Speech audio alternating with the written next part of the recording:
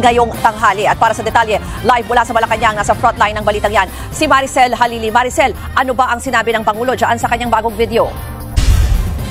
Alam mo, Ruth, dito nga sa video message na inilabas ni Pangulong Bongbong Marcos, inanunsyo niya na kanselado na ang pasaporte ni dating Congressman Zaldico. Kasunod yan ng mga isinampang reklamo laban sa kanya. Matatandaan na naisyuhan na rin ng arrest warrant ang dating kongresista matapos nga siyang kasuhan ng malversation at ng graft charges. Sa video message din na ito, sinabi ni Pangulong Bongbong Marcos na inatasan na niya ang Department of Foreign Affairs at ang Philippine National Police na makipag-coordinate sa iba't ibang embahada ng Pilipinas sa iba't ibang bansa nang sa gayon ay malaman na kanselado na ang pasaporte ni Zaldico at makatulong sila sa coordination ng sa gayon ay maibalik na dito sa Pilipinas si Zaldico at maibigay yung kanyang mga testimonya tungkol nga dito sa sinasabing anomalya sa flood control project. Maging na rin yung kanyang pagkakasangkot doon sa sinasabing mga questionable insertions pagdating nga dyan sa 2025 national budget. Maliban dyan, Ruth, nabanggit din ni Pangulong Bongbong Marcos sa kanyang video message na kahapon nga ay kusa ng sumuko itong si Sara Diskaya sa National Bureau of Investigation. Ito daw mga developments na ito, partikular yung sa kaso nitong si Sara Diskaya at ni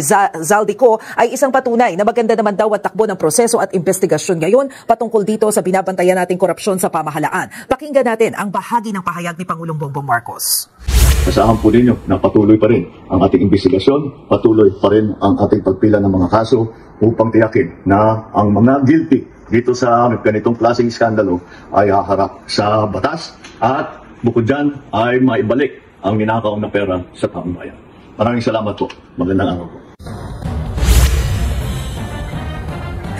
Ruth, matatandaan natin na dun sa ating panayam sa National Bureau of Investigation, nabanggit niya na nagkaroon sila ng impormasyon na dadaan nga itong si Zaldico dyan sa Japan. Pero doon sa pinakahuling press briefing ni Interior Secretary Remulla dito sa Malacanang, nabanggit niya yung huling sightings daw ay nasa Portugal itong si Zaldico. Kaya nga humingi pa ito ng tulong dun sa mga kababayan natin sa abroad na sakaling makita ang dating kongresista ay kunan ng larawan at magpadala ng ebidensya nang sa gayon ay madaling matunto ng kinaroroonan ng dating kongresista. Ruth?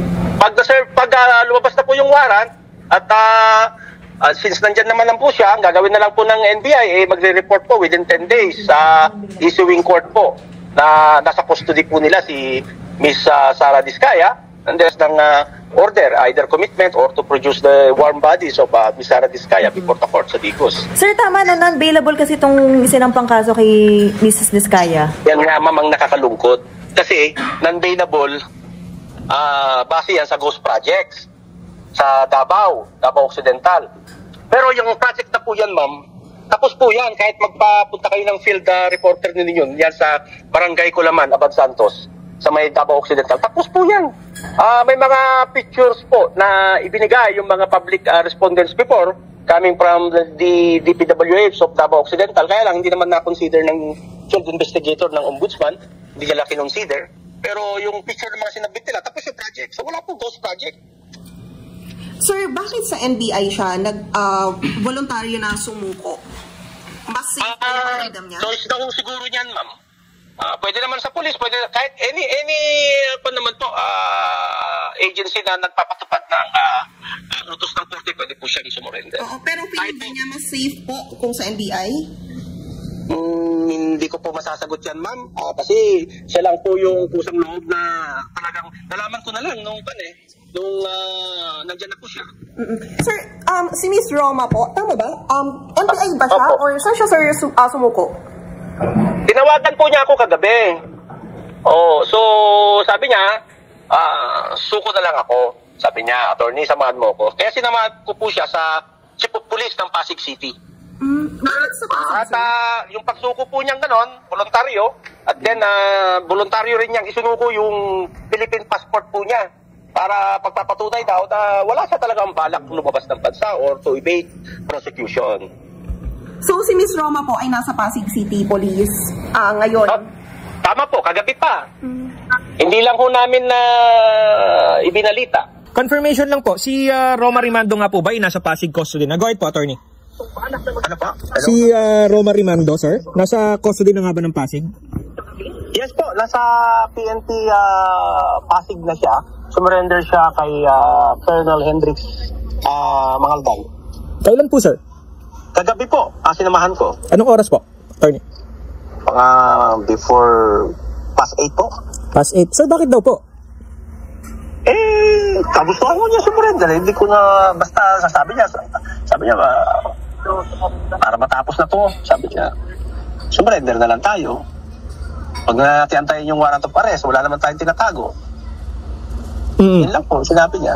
Sir, ano pa po yung mga sinurrender niya? May mga nabasa po ako, parang may sinurrender. Nagpapatunay na wala siyang balak tubatas or talikuran itong legal proseso po to. Sir, prior kagabi, ano pong napag-usapan niyo ng client niyo? Parang...